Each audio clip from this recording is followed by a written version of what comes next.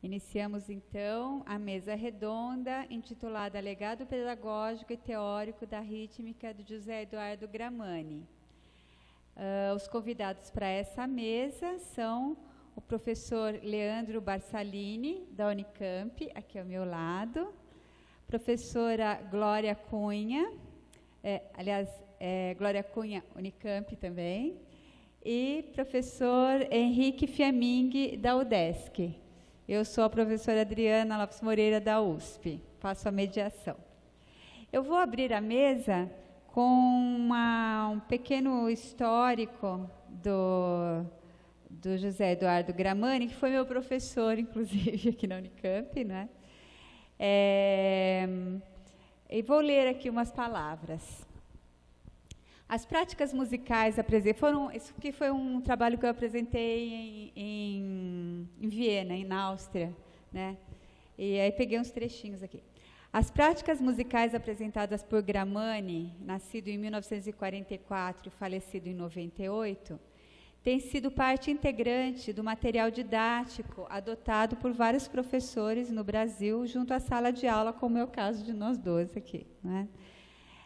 Essas práticas levam os executantes a sentir fisicamente o movimento rítmico, perceber o pulso como uma linha polifônica que interage com a rítmica de superfície, sem que seja dominante, mas concomitante, familiarizar-se com a métrica assimétrica e mista, observar que a inter-relação da rítmica com os demais parâmetros musicais gera fluência e coerência, bem como que o domínio rítmico desprovido de outros parâmetros mantém-se imbuído de tais aspectos. Gramani nasceu em São Caetano do Sul. Como violinista, inicialmente ele integrou o grupo Musicâmara, né, que em 1966 foi absorvido pela orquestra de cordas da Fundação das Artes de São Caetano do Sul. Em 68, a Fundação deu início às aulas de música, tendo como principal objetivo formar instrumentistas com técnica apurada e que também interagissem com as demais artes e com a pesquisa.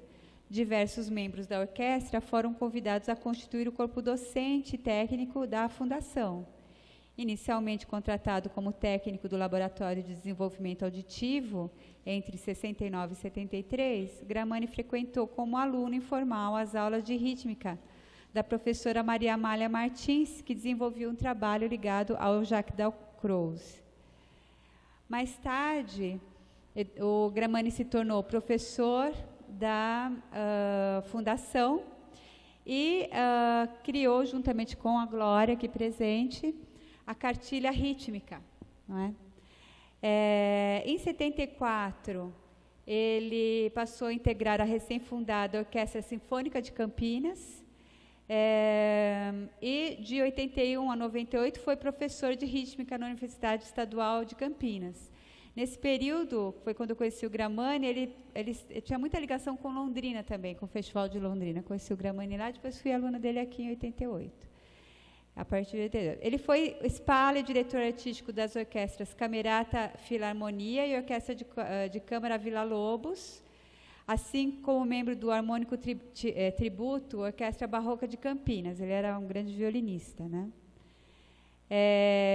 Nessa fase, ele iniciou suas pesquisas a respeito de origens da música tradicional brasileira, com ênfase nas características rítmicas e rabecas brasileiras, que o Fiaming toca muito bem, inclusive.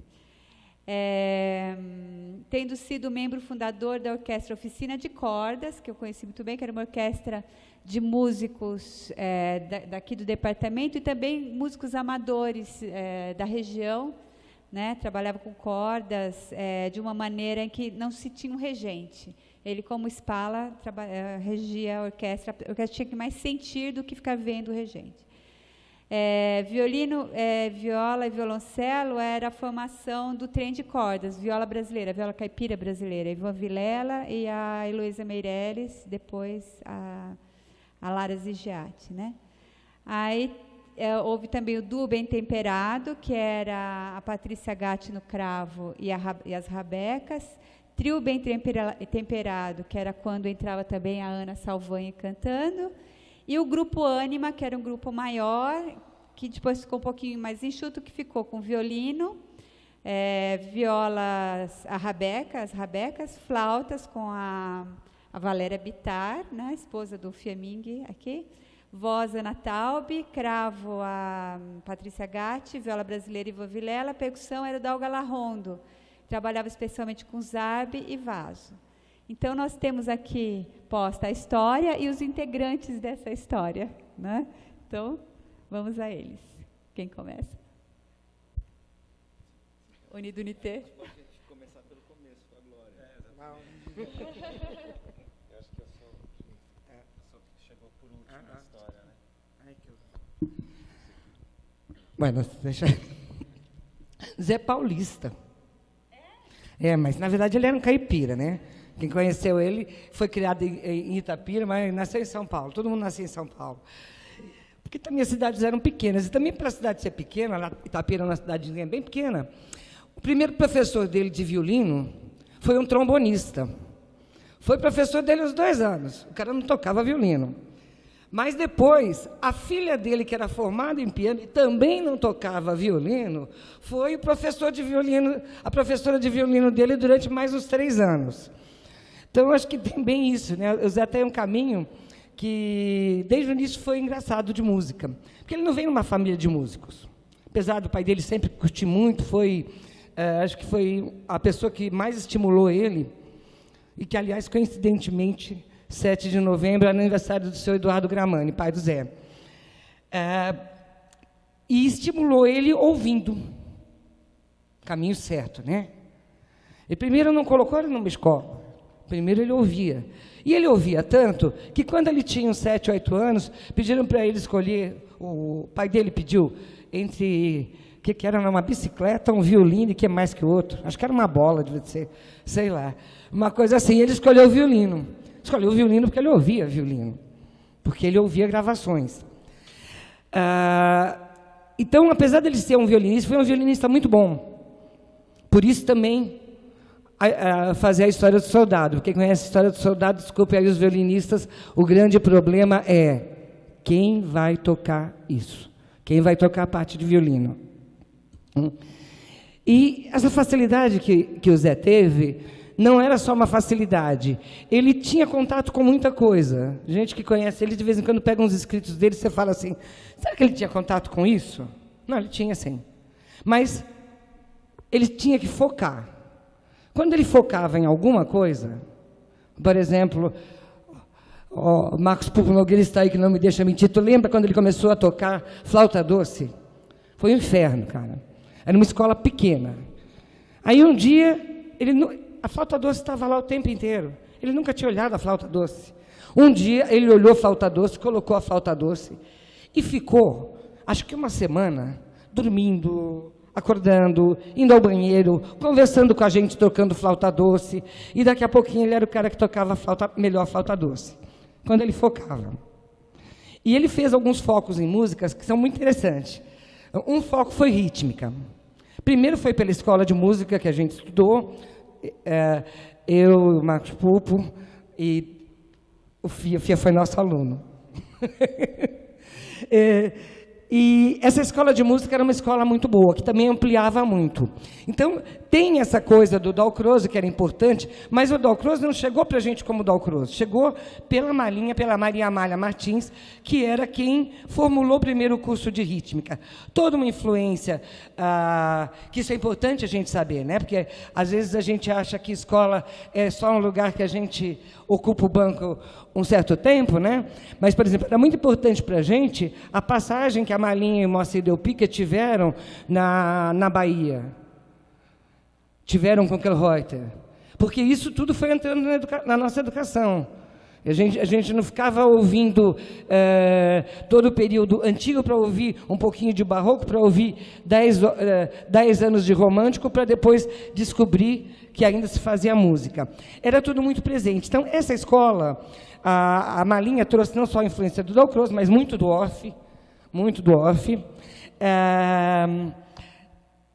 e também do que se fazia de novo do que estava se fazendo de novo no Brasil, isso lá pelos anos 60, que foi quando ele foi para São Caetano do Sul, já tocava violino relativamente bem, já estava fazendo parte de algumas orquestras, mas não era o que ele gostava.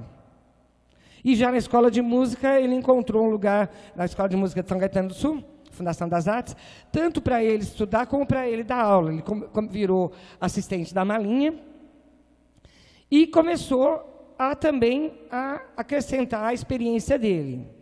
Então, quando o Zé vem para Campinas, eu substituo ele, eu estava vendo um especialista e substituí ele em aula de rítmica. Primeira vez foi lá em São Caetano do Sul. Coisa muito difícil já, porque ele já estava com ideias diferentes do que a Malinha tinha colocado, já tinha avançado algumas coisas, já estava dando aula no Coral USP, estava dando aula numa universidade, só que quando ele vem para Campinas, ele interrompe isso, e eu assumo as aulas dele. Então, aquela apostila, na verdade a gente não chama de cartilha musical, a gente chama de apostila, mas eu acho bonitinho cartilha porque lembra o do Almeida Prado, a cartilha musical do Almeida Prado, mas a gente sempre chamou de apostila, porque tinha o livro rítmica e tinha a apostila. Ela foi uma coisa muito localizada.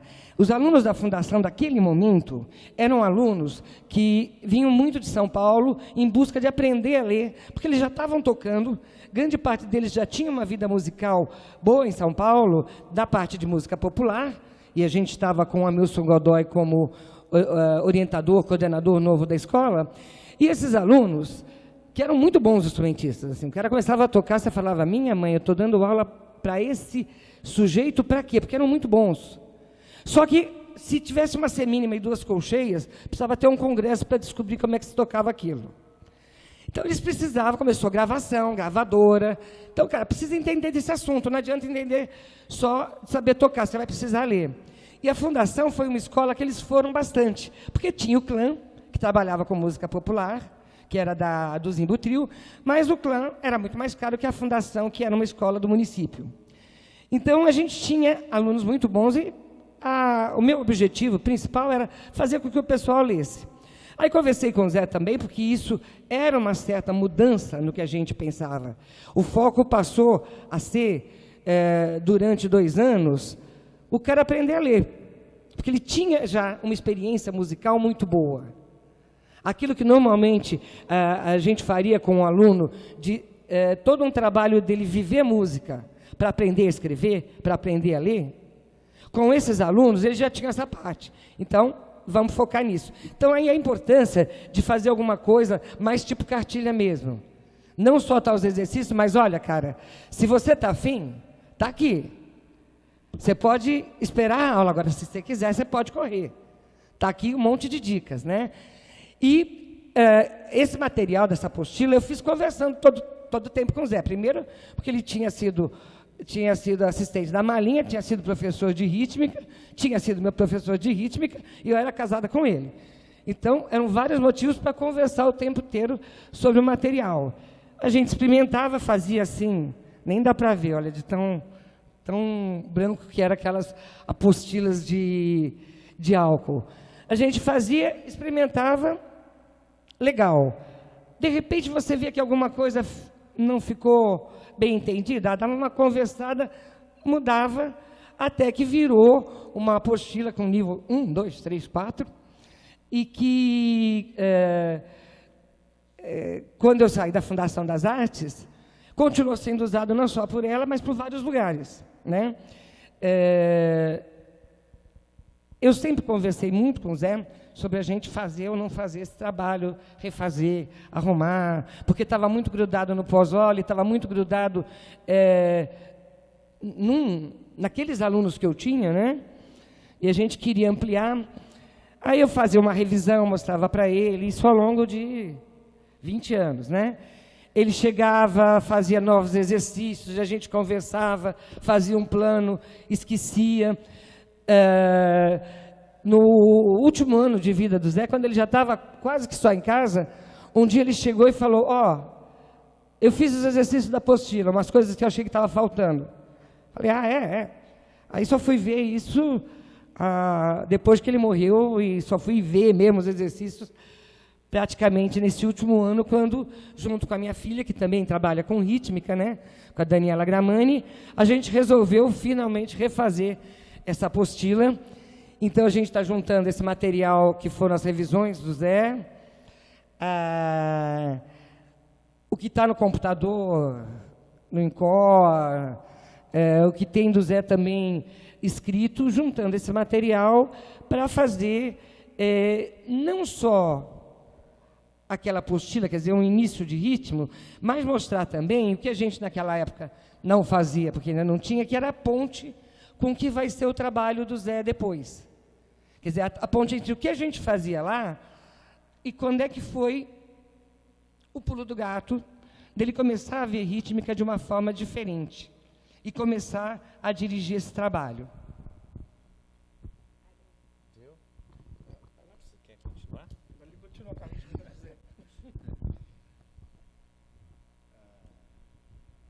Bom dia.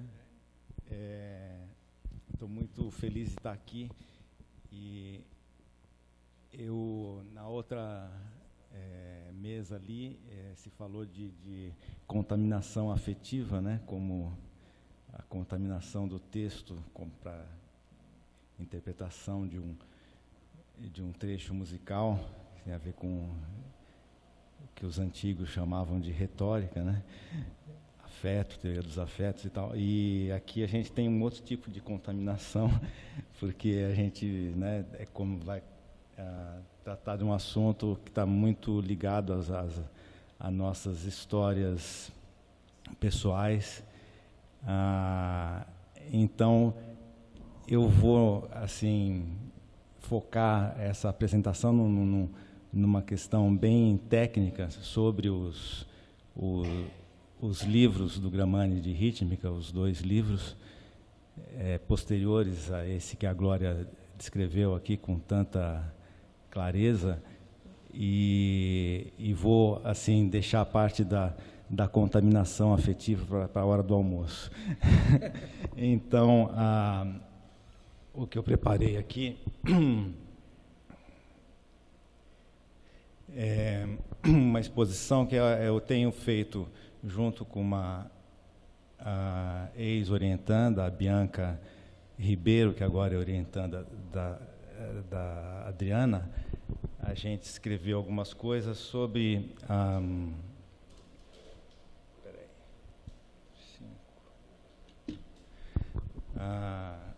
a rítmica dos orixás em Gramani.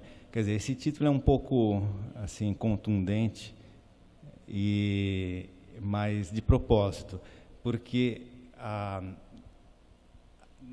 nos estudos sobre Gramani, assim, que já foram feitos, sempre se ressalta acertadamente, né, assim, o trabalho do Gramani como uma decorrência de toda a parte epistemológica do Dalcroze, a questão do movimento, e depois também vamos dizer, a sua leitura, a leitura que o Gramani fez, que é sempre muito particular, né, muito individual,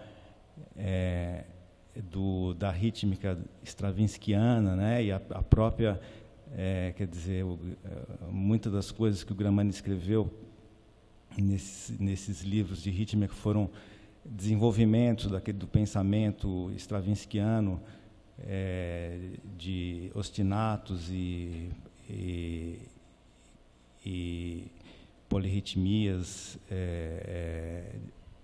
do estilo de uma voz que mantém um ostinato e uma outra que muda os seus compassos em configurações, em agrupamentos ímpares, né? Mas o que eu defendo aqui é que o Gramani vai além disso tudo, e ele, nas suas criações, ele acrescenta mais um ponto em todos esses trabalhos, que é a questão da rítmica afro-brasileira e africana. E eu fiz aqui um subtítulo, né, que é um caminho para a sensibilização rítmica na pluralidade da musicalidades do mundo contemporâneo, porque eu vejo nesse trabalho do Gramani uma abertura para várias epistemologias rítmicas, não só aquela de origem europeia e de composicional, né, um trabalho assim nessa vertente do Stravinsky, mas também um método de estudo rítmico que na verdade é um antimétodo, né, como eu já coloquei em algumas resenhas aí, que abre para uma vivência rítmica que não é a europeia, mas sim essa vivência que vem da África e está no Brasil tão presente nas músicas afro-brasileiras, né? E então esses estudos, né, têm assim um caráter pluriepistemológico, a gente poderia dizer, que se aproximam aos conceitos da etnomusicologia africanista, conforme já muito bem estudados por Simha Aron, Niketia, Kofi Agavu, e entre nós por o Tiago de Oliveira Pinto e também pelo nosso colega Sandrone. E quais são esses pontos que esses autores destacam como características dessa rítmica africanista, né? Então, primeiro, rítmica aditiva e não divisiva, que é dessa herança do tactus, né? O tactus dividido em prolações, que é na nossa tradição centro-europeia de notação rítmica. O conceito de ostinatos cíclicos como reguladores do tempo, né, como as claves, as linhas guias ou os timelines, né, os cross rhythms, né, os ritmos que se cruzam independentes, o conceito de pulsação elementar e o conceito de imparidade rítmica, né? Então, isso tudo o Gramani vai trabalhar nos seus livros de rítmica. E aqui tem só quando na Califórnia se começou os estudos a trazer os mestres de culturas de Bali, né? O etnomusicólogo Monton Hood trouxe ali vários mestres, né? E também da África Ocidental se desenvolveu esse método de notação que é chamado de Time Unit Box System, e que mais tarde foi sintetizado pelo Kubik, que é um outro grande etnomusicólogo que estudou a música da África Central, nesse sistema de X ponto, sendo que X é um ataque, né, de palma ou do instrumento, e o ponto é uma pulsação muda. Então, aqui a gente pode ver várias claves assim, muito comuns, escritos nesse tipo de notação de X ponto, né? E isso, uma das coisas que a Glória conhece bem, e que o Gramani desenvolve muito bem esses conceitos, só que ele não usa X ponto, ele usa palma e golpes de karatê, né? Então ele está usando o mesmo pensamento rítmico baseado em pulsações elementares, quer dizer, aquilo que os teóricos africanistas estavam falando aqui na altura de 79, na década de 80 mesmo, o Gramani já está trabalhando com isso já na década de 70 e publicando em seus livros na década de 80, né? Esse é o primeiro livro do Gramani. Já tem 74. Mas então ele está assim, vamos dizer, antenado com essas questões e sempre assim por uma questão muito pessoal, né? Ele nunca foi estudar isso em nenhum lugar, ele foi descobrindo isso nas suas viagens mentais. Bom, aí aqui a gente tem outra questão importante que liga essa rítmica do Gramani à rítmica afro-brasileira, né? A gente pode ver aqui nessa série, né? Essas são as famosas séries do Gramani, e essa série 3-2 especialmente, né? Onde você tem agrupamentos de 3 pulsos e de 2 pulsos. E a gente pode ver lá nos 2 primeiros módulos, né? Que não são bem compassos, você tem 5, né? 5 pulsos, 3 mais 2, e no outro módulo 3 e um módulo de 3 e 2 de 2. Então, ou seja, você tem 5 mais 7, fazendo 12, que é exatamente a questão que aparece aqui, né,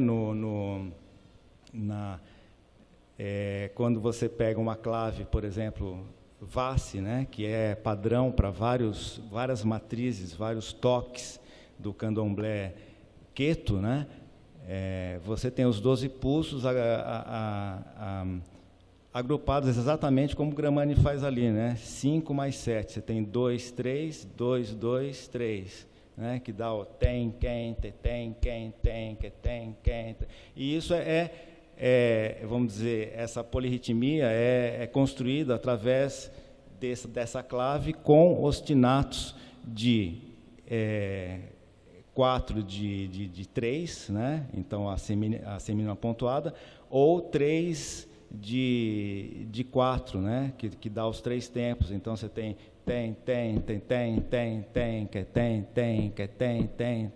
que seria o 4 aqui, 1, 2, 3, 4, quem, ou tem, quem. Então, isso tudo o Gramani trabalha indiretamente aqui, né, nessa série. Tem.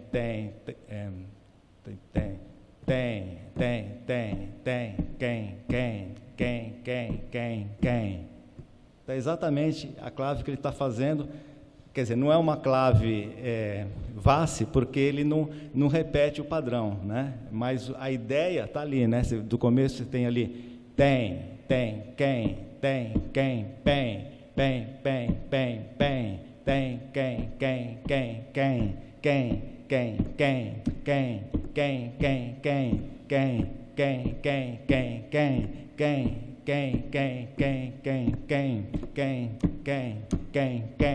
juntou, né? Então o pensamento do Gramani, ele pega as imparidades e expande essas imparidades, né? Enquanto nos ritmos afro-brasileiros ou africanos, esse ciclo é menor, é um ciclo de 12 que se repete. Bom, aqui você tem várias variações que o Gramani vai coincidentemente, quer dizer, ele não desenvolveu. Já estamos acabando? A chefa já vai. Tá. Então, só para dizer assim que ele não desenvolveu conscientemente nenhum exercício sobre, por exemplo, essa clave VASSE, mas a gente encontra ela em vários momentos nos seus exercícios, como nesse outro aqui, né? Você tem ali a clave. Tá. E aí você tem outras questões, por exemplo, né? Quando ele começa a trabalhar as claves em 7. Então, o que eu defendo é que aqui, por exemplo, quando a gente tem isso aqui, então ele põe esse exercício no Gramani chamado de divertimento. né? E ele põe ali o 7 por 16 e então você tem taca taca ta ta taca taca ta ta taca taca ta ta taca taca ta ta ta, né? Aí você fala, pô, isso aí está soando o samba, né? Se você fizer a clave em 7, né? Tem, quem, tem, que tem, tem, que tem, tá. Um samba em 7. Quer dizer, porque dá 14 pulsos e não 16. Agora, ele também daí combina isso com um ostinato em 3, né? Taca, taca, tá, taca, taca, tá, taca, taca, tá, taca, taca, tá, taca, taca, tá, taca, taca, tá. Ou se fosse manter a clave como está assinalado lá em cima, né? Tem, quem, to quem, to quem, to quem, to quem. Quer dizer, isso não só estruturalmente é muito afro-brasileiro, mas a sonoridade também, né? Então, o Gramani, eu acho que o diferencial do Gramani está exatamente em abrir esse campo rítmico para essas várias epistemologias rítmicas. Então, bom, aqui tem um outro samba, né? Que esse samba é feito, na verdade, se você tem a clave do samba do Estácio ali, de 16 pulsos, né? O famoso teleco-teco, ou clave do tamborim, né? Tem, quem, terem, tem, tereco, tec, teleco, teco, teleco, teco. O Gramani, o que ele faz para fazer o seu samba? Ele sequestra um agrupamento de 3. Então, em vez de 16, fica 13. Então, fica tem, tere, teco, teco, tereco, teco, tereco, teco, tereco, tem. E aí, junto com isso, né? Tem, teco, tereco, teco, tereco, Só que a coisa vai cruzando, vai juntar só depois de 54 pulsos. Ao contrário, no samba você junta em 16, né? Só que então ele pega vamos dizer, um ostinato de samba, tem, tum, ticum, pá, ticum, pum. Só que a clave dele, como tem 13, né? Você vai ter 13 contra 4. Aí o mínimo múltiplo comum, 54. Então, pem, peco, pereco, teco, teleco, peco, pereco,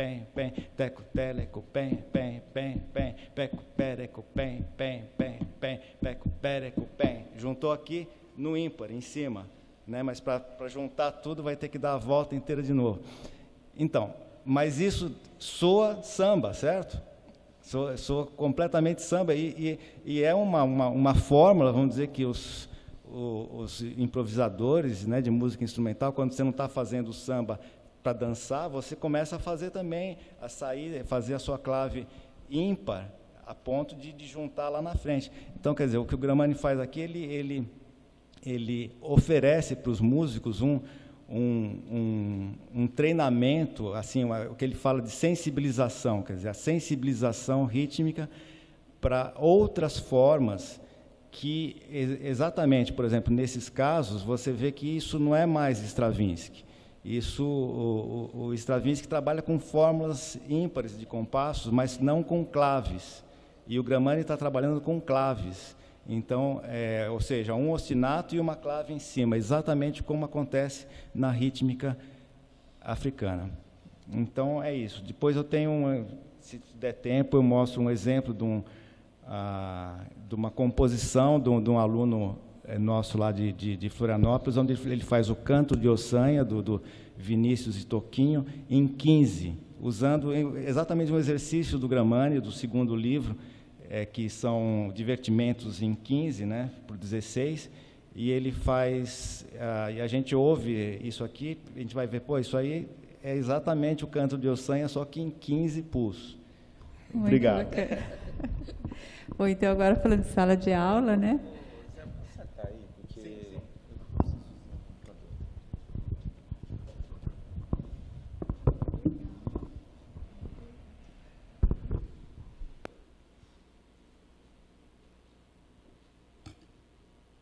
fechar, tudo bem?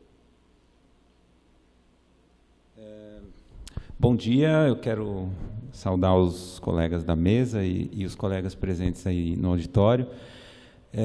Eu, Leandro Barsalini, sou um graduado, né, aqui pelo curso de música. Fui aluno de rítmica da Glória, que está aqui do meu lado. Me lembro muito da Glória chegar nas aulas com seu tamborzinho e fazer a gente ficar girando naquela sala por hora. E desde 2007, então, eu estou responsável inicialmente, quer dizer, por um longo período ao lado do professor Hashimoto, que por motivos de força maior, acho que há 2 anos, né, Fernando, está afastado da disciplina. Hoje eu estou dividindo com o professor Vinícius Fraga. Eu vou da disciplina rítmica. E eu vou fazer um breve relato sobre como a gente trabalha o material do Gramani na graduação e concluir a fala com uma ilustração musical, produto desse trabalho. Essa disciplina de rítmica ocupa 4 semestres, e é obrigatório a todos os alunos de música, independente da modalidade. Eu acho que isso, por si só, já é um legado que o Gramani deixou para a gente, né? Que é algo, acho que, um pouco peculiar, assim, pensar que a gente tem, no ensino superior brasileiro, uma disciplina com essa dimensão e que só trabalha com aspectos rítmicos, né?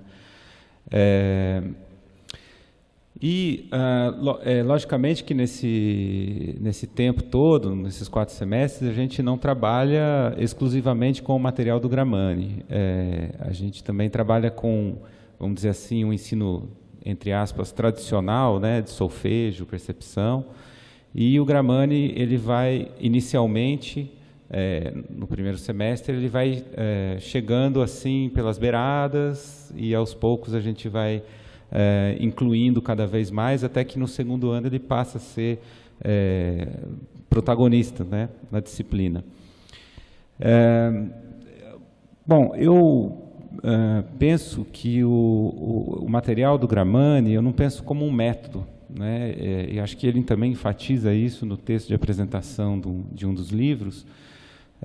Não que não haja uma metodologia por trás, mas é que não há um jeito certo, correto, único de abordar.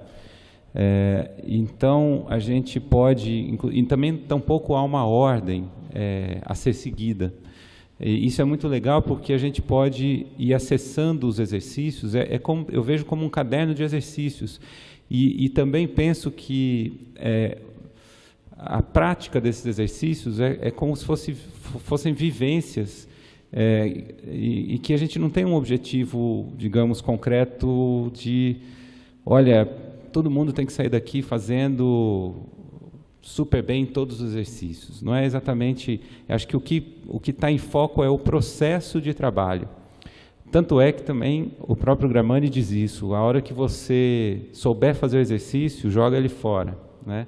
Quer dizer, ele por si, porque eu consegui, olha, agora eu estou fazendo, agora eu guardei, como se fosse uma carta no meu... Não, agora a gente já não serve mais de nada, porque não tem mais nenhum desafio para você. Se você consegue fazer o exercício dessa maneira, executando, regendo com uma mão, batendo a outra e tal, bom, conseguiu, beleza, troca os membros, fica de ponta cabeça e faz de outro jeito, porque o grande lance é esse processo. E uma das minhas preocupações, falando até por experiência de um ex-aluno, né, que teve contato com esse material, trazer um pouco trazer, à medida do meu possível, esse material para o mundo concreto musical, vamos dizer assim. Porque existia uma mítica, e talvez até hoje, de que, nossa, a rítmica do Gramani é um negócio mega complicado e que é uma coisa como se fosse descolada da realidade musical, né? É um fato, isso corre por aí um pouco essa ideia de que, mas para que serve isso, né? Qual que vai chegar aonde, vai fazer o quê? Não, isso é uma coisa muito...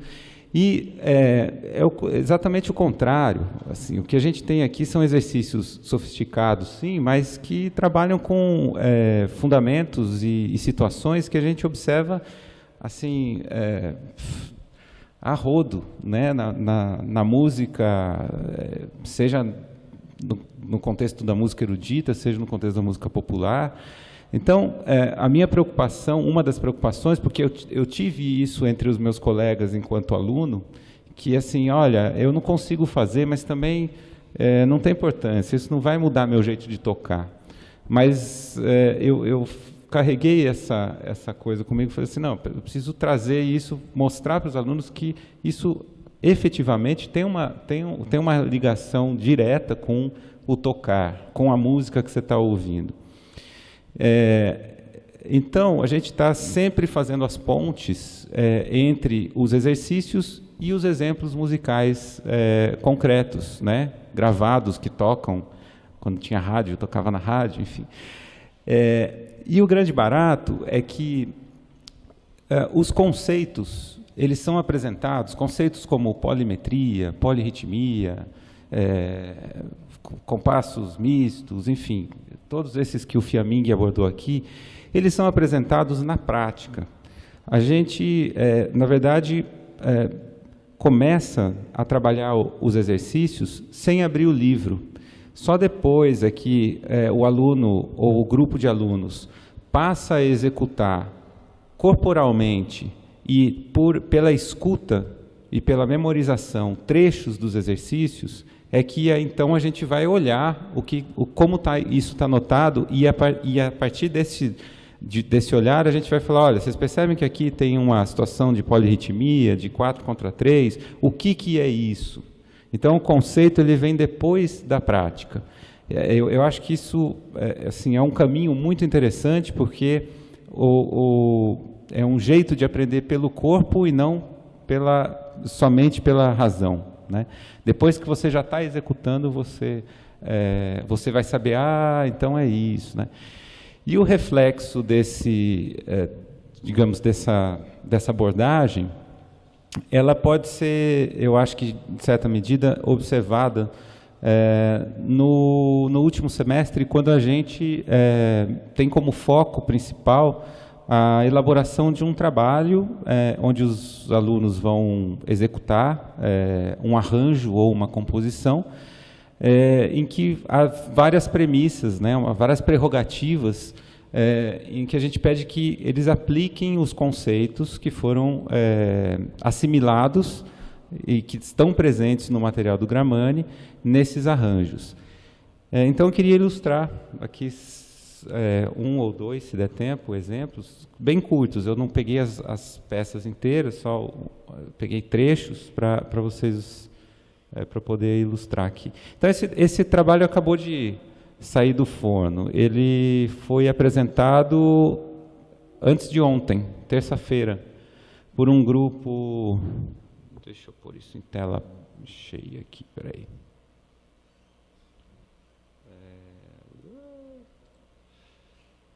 Me ajuda aí? Claro. Obrigado. Então, foi apresentado terça-feira por um grupo formado por 6 músicos, um cello, flauta clarineta, piano, bandolim e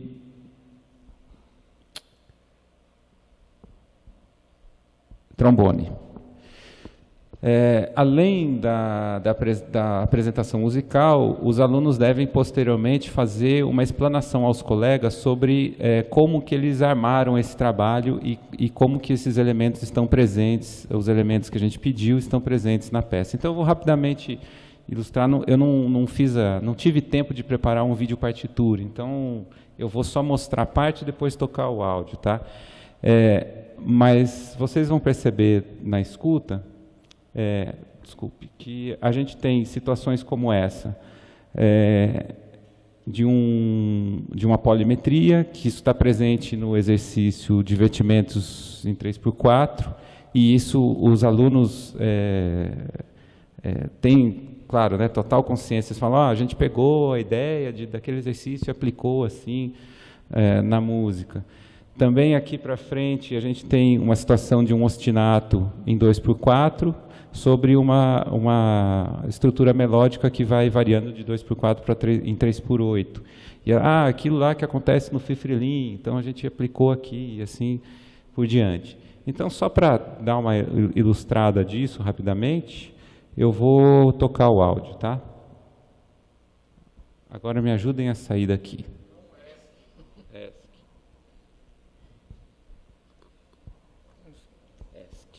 Muito bem. Então vamos ouvir isso aqui.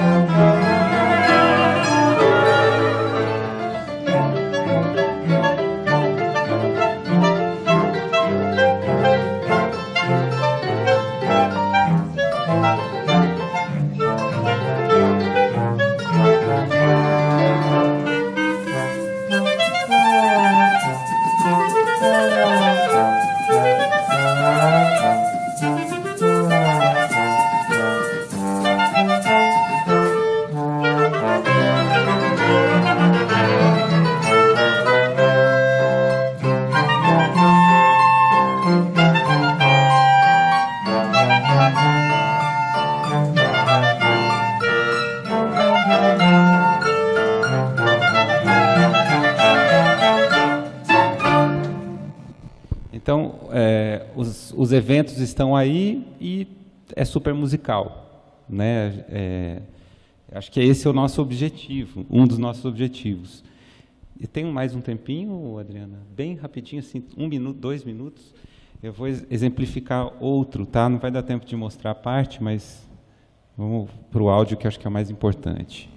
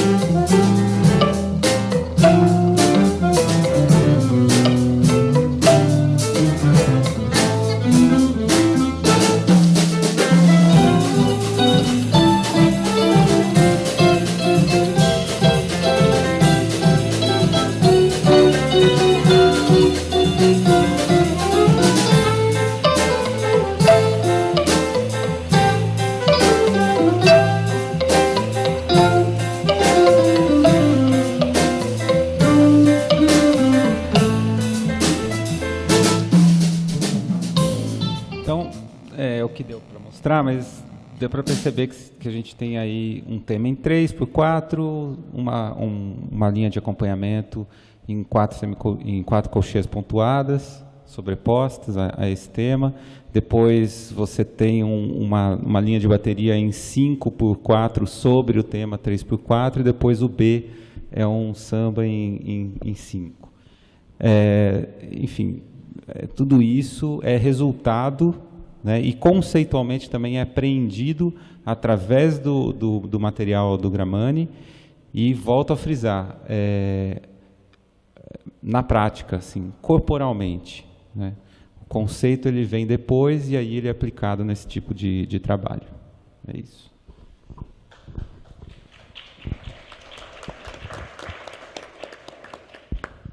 Estamos abertos a perguntas. Eu só gostaria de fazer aqui mais uma ideia aqui, em relação à internacionalização desse trabalho, né? Vocês têm notícia de algum comentário, assim? Porque existe esse estímulo que dialoga com vários repertórios, né? Sim. E vocês têm alguma notícia dessa questão? Internacionalização do trabalho do... Tem, assim, o que eu tenho de notícias, primeiro que eu acabei de saber, tive a grata surpresa de que, pelo professor Damian, que a Universidade do Litoral está aplicando o material do Gramani, né? Eu tive lá faz 2 anos, talvez, e eu pude fazer uma vivência, não foram aulas, uma semana de trabalho com eles. E tem o trabalho também do Marcelo Coelho, né? Que é enfim, que ele tem uma conexão com o Souza Lima e não sei se é Berkeley, mas tem alguma coisa na Europa também, né? Uma associação e tal, que eu não me lembro o nome agora. É uma associação de rítmica. Isso. E às vezes eles promovem, a cada 2 anos eles promovem um encontro em algum lugar. Ele fez há 1 ano e meio, esse ano deve ter outro. 1 ano e meio ele fez no Recife. Tá. E aí ele tinha inclusive trabalhos lá da região do Nordeste com a rítmica do Zé, que eu nunca tinha ouvido falar, muito legal, muito relacionado com dança. Uhum. Tem na Universidade de Mendoza, Dari com Leandro. Conheço também, eu sei do Bernardo Barros, que foi aluno daqui, que está trabalhando numa universidade americana, não lembro agora. Eu até peguei os textos, essa aqui é a primeira edição do livro, e na primeira edição, que foi uma edição caseira, ela era português e inglês, né? Então eu escaneei os textos, mandei para ele.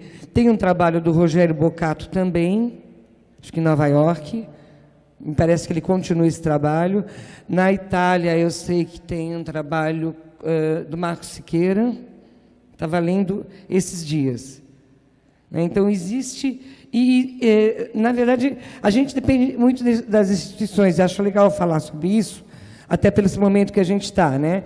O trabalho do Zé, ele vai além da Unicamp quando a perspectiva resolve editar. E, em grande parte, ela resolveu editar porque a capa era do pai do Fiaming, que realmente pesou. Isso a gente sabe que pesou, o Zé mesmo falava isso, né? Que pesou pra caramba, mas eles não fizeram em inglês. Então, quem quiser, só entrar em contato comigo, eu mando os arquivos em inglês. Depois, também é importantíssimo a Unicamp ter continuado esse trabalho e a editora da Unicamp ter se interessado e ter feito o Rítmica Viva, já em 2 edições, né? E também as universidades que mantêm o curso, mantêm o nome. Isso é muito importante, porque o poder de fogo que você tem sozinho, por exemplo, a gente tem muita coisa do Zé, a gente tem praticamente um 3º livro, como o Rítmica e o Rítmica Viva, de exercícios, mas que é difícil fazer todo esse processo de editoração, né? Então, a gente também, assim, a Dani sempre fala isso, que a gente tem muito a agradecer, tanto a perspectiva como a editora da Unicamp, porque se não fosse por ela, e pelos alunos, que continuam divulgando, né, seria um conhecimento que pode se perder, né? Então, é muito importante essas pontes, né? Eu sempre fiz a ponte com a história do soldado, porque foi a ponte que eu conheci e que eu estava. Mas, realmente, o trabalho, a história do soldado Stravinsky tem uma importância no trabalho do Zé, mas eu sempre fiquei com uma coisa na cabeça. Por que ele dizia que ele tinha retomado mesmo rítmica quando ele foi para João Pessoa? Eu antes achava que era só porque quando ele foi para João Pessoa, ele voltou a dar aula de rítmica. Mas não é, filosoficamente. O Zé muda quando vai para João Pessoa, quando ele entra em contato com a obra do Paulo Freire. Isso ele muda muito. Porque aí ele se torna professor. Ele era um professor de rítmica. Mas eu acho que a cabeça dele se torna um educador na medida em que ele vai ler Paulo Freire. Aí eu fui procurar em casa, que eu lembrava que eu tinha aquelas heranças, né? Eu tinha dado alguns livros do Zé, do Paulo Freire. A Ação Cultural para a Liberdade, que foi exatamente aqui, tem a assinatura dele, ele comprou em João Pessoa em maio de 80. A única hora que tem riscado alguma coisa, o Zé riscava muito poucos livros dele. A única hora que eu encontrei algum risco é nessa frase: transformar o mundo através de seu trabalho, dizer o mundo, expressá-lo e expressar-se, são próprios dos seres humanos. A educação, qualquer que seja o nível que se dê, se fará tão mais verdadeira quanto mais estimule o desenvolvimento dessa necessidade radical dos seres humanos, a de sua expressividade. Isso é um ponto, eu acho que é central em todo o trabalho do Gramani. Não é a arte pela arte.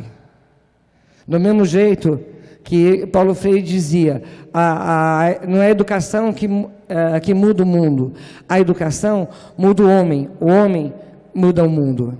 E eu percebo que é essa ligação que o Zé faz, né, no livro dele, o que ele mais fala, o que ele mais escreve sobre o pensamento musical dele, que é no Rítmica Viva, ele fala exatamente sobre a técnica, está na frente da música, mas não desvalorizando a técnica, que isso também é um grande problema.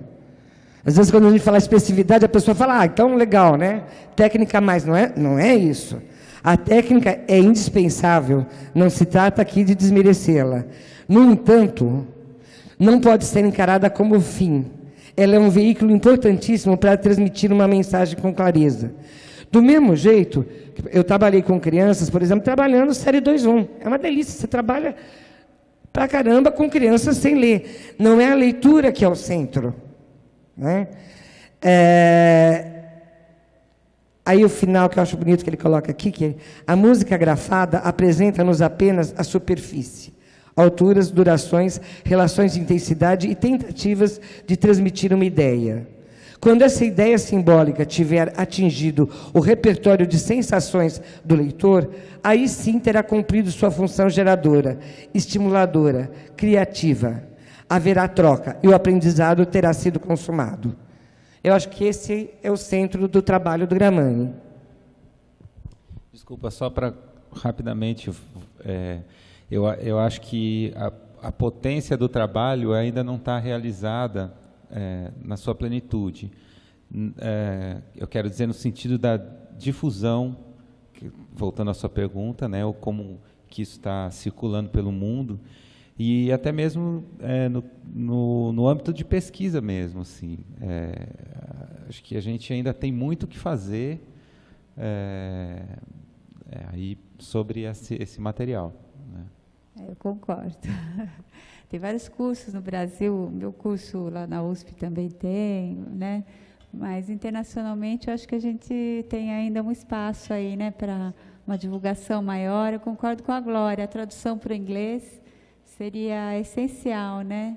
Uma vez encontrei um professor de Nova York que falou, olha, tenho aqui, ele levou o livro, assim, o livro está aqui, só que eu não consigo usar porque está escrito em português.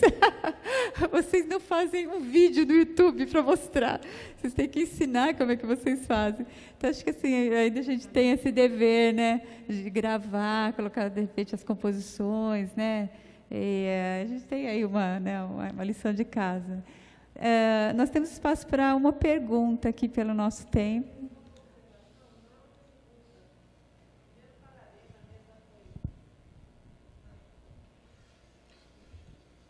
A mesa foi formidável, eu queria dar os parabéns para todos, eu adorei. Dizer que tem um professor na Unirio, de onde eu venho, né, que é fã do Gramani, dá para todos os alunos, né, ele dá sempre aula com Gramani. Mas na sua epistemologia, que eu achei maravilhoso isso, fazer esse levantamento epistemológico das vertentes, né, das rítmicas, eu senti falta do livro do Marcos Branda Lacerda, que tem toda a rítmica da a África subequatorial, subsaariana, e que seria bom você dar uma investigada nesse livro, se é que você já não conhece, lógico, né? Que seria bom ele entrar na lista dos escritores sobre rítmica. Só uma observação, tá bom?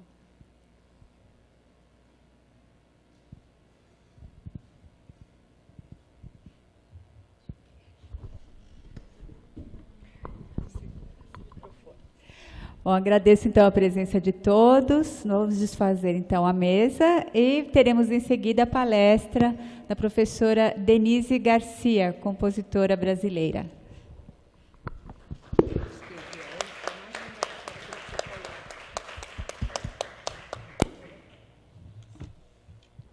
Ou brasileira e compositora, né, Denise?